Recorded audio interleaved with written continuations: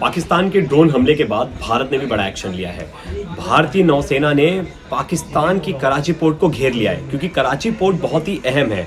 वहाँ से cargo ship और पूरे दुनिया से जो फ्यूल आता है पाकिस्तान के पास, वो फ्यूल उसी पोर्ट पर आता है। और ये बड़ा ही इम्पॉर्टेंट इसलिए है क्योंकि वहीं से उनकी पूरी भागदौड़ है। और भारत ने जब उसे घेर लिया है तो एक तरह से कहा जाए कि ये भारत के लिए बड़ा ही फायदेमंद होने वाला है।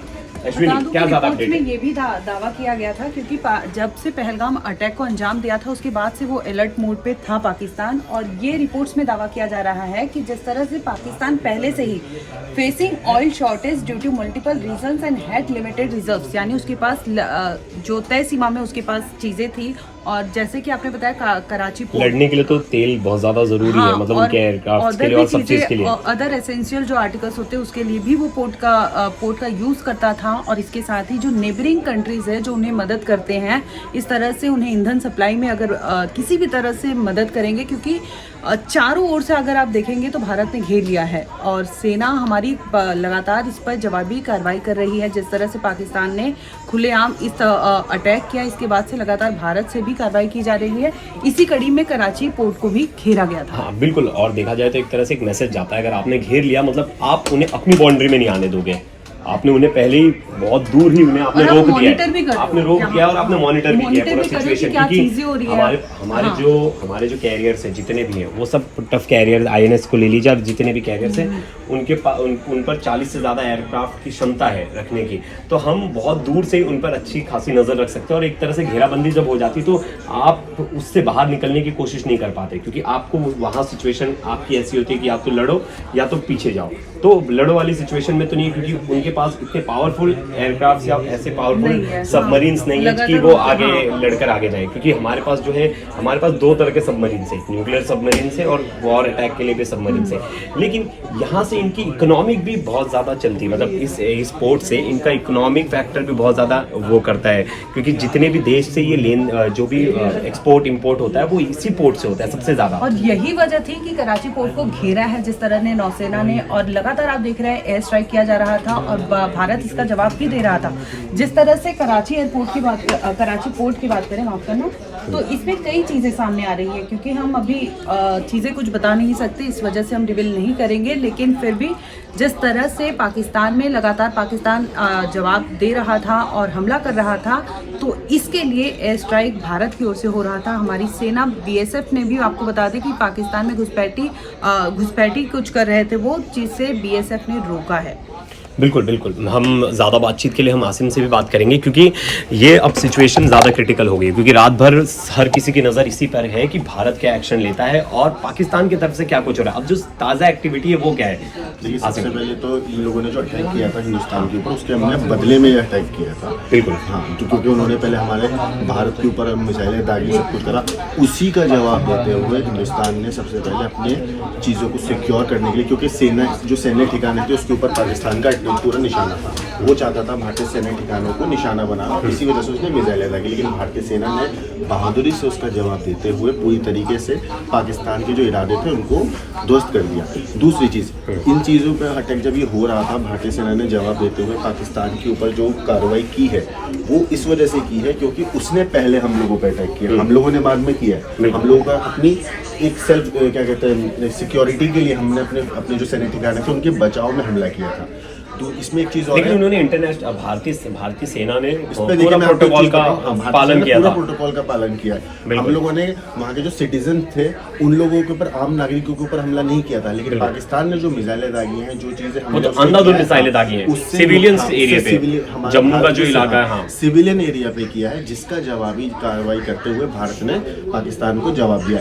इसमें आपको एक चीज और बताऊं, संयुक्त राष्ट्र ने भी पाकिस्तान को घेरा है और कहा है कि हम आम नागरिकों के ऊपर होने वाले आतंकवादी हमले के खिलाफ हैं। साथ ही साथ अमेरिका ने भी इन लोगों को घेरा है। तो कहने का सिर्फ मेन चीज़ ये है इस पूरे उसमें, जो भी ये अटैक कर रहे हैं सिर्फ भारत तो जवाब दे ही रहा है, लेकिन पूरी दुनिया, चाहे वो कोई भी देश हो, संयुक्त राष्ट्र हो, सब भारत के साथ खड़े हुए हैं। उन्होंने क्लियर कट ये बोला है कि पाकिस्तान ने जो कदम उठाया है आतंकवाद को बढ़ावा देकर और आतंकवाद को इस तरीके से अपने मुल्क के अंदर पाल रहा था सालों से, उसका कहीं ना कहीं खामियाजा अब उसे भुगतना पड़ेगा। उसने बहुत बड़ी गलती करी, सबसे बड़ी, कि भारत के ऊपर इस तरीके से हमला किया और जवाबी कार्रवाई में भारत ने उसको अब एक तरीके से तबाह कर दिया है। कई ऐसे हम लोग देखिए, पूरी चीज़ तो डिटेल में नहीं बता सकते, जाहिर सी बात है सिक्योरिटी रीजन की वजह से, लेकिन ये कंफर्म है आज की रात पाकिस्तान पे बहुत भारी गुजरने वाली है, क्योंकि पाकिस्तान ने जो कदम उठाया है वो आने वाली उसकी पुश्तें याद रखेंगी, उसकी नस्ल याद रखेंगी। पाकिस्तान ने जो कदम उठाया है, साथ ही साथ जो अमेरिका के अच्छा आसिम, एक बड़ी इंपॉर्टेंट चीज़ थी, हम अब रात के 1:30 बज रहे हैं और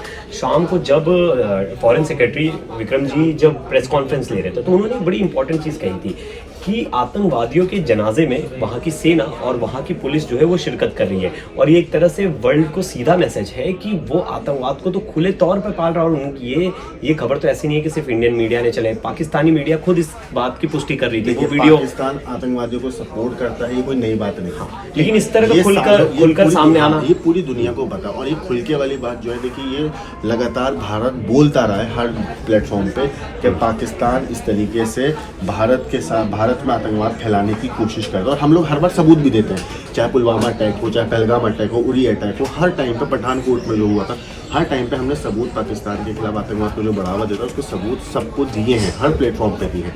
लेकिन उसके बावजूद पाकिस्तान अपनी हरकतों से बाज नहीं आया, अपनी हरकतों से सुधरा नहीं, और उसने 22 अप्रैल को पहलगाम में जो कायरतापूर्ण हमला किया था, मासूम और बेगुनाहों पर किया था, जिसके बाद भारत सरकार ने एक एक करके इन पे सैंक्शंस लगाए, इन पे रोक लगाई, कड़ी कार्रवाई करी, पानी बंद किया, पाकिस्तानी नागरिकों को वापस भेजा। उसके बाद भारत सरकार ने कड़ा कदम उठाते हुए ऑपरेशन सिंदूर लॉन्च किया, जिसमें पाकिस्तान में अंदर घुसकर 9 आतंकी जो लॉन्च पैड थे उनको तबाह किया गया। लेकिन एक चीज़ और, हमने आतंकवादी लॉन्च पैड को तबाह किया था, पाकिस्तान के आम नागरिकों को कोई क्षति नहीं हुई थी, लेकिन इन लोगों ने उसकी जवाबी कार्रवाई जो करी है, इन्होंने हमारे सिटीजन्स को टारगेट बनाया, आम नागरिकों पर हमला किया, जिसका जवाब देते हुए भारत सरकार ने पाकिस्तान में जाके ये सब चीज़ें करी हैं।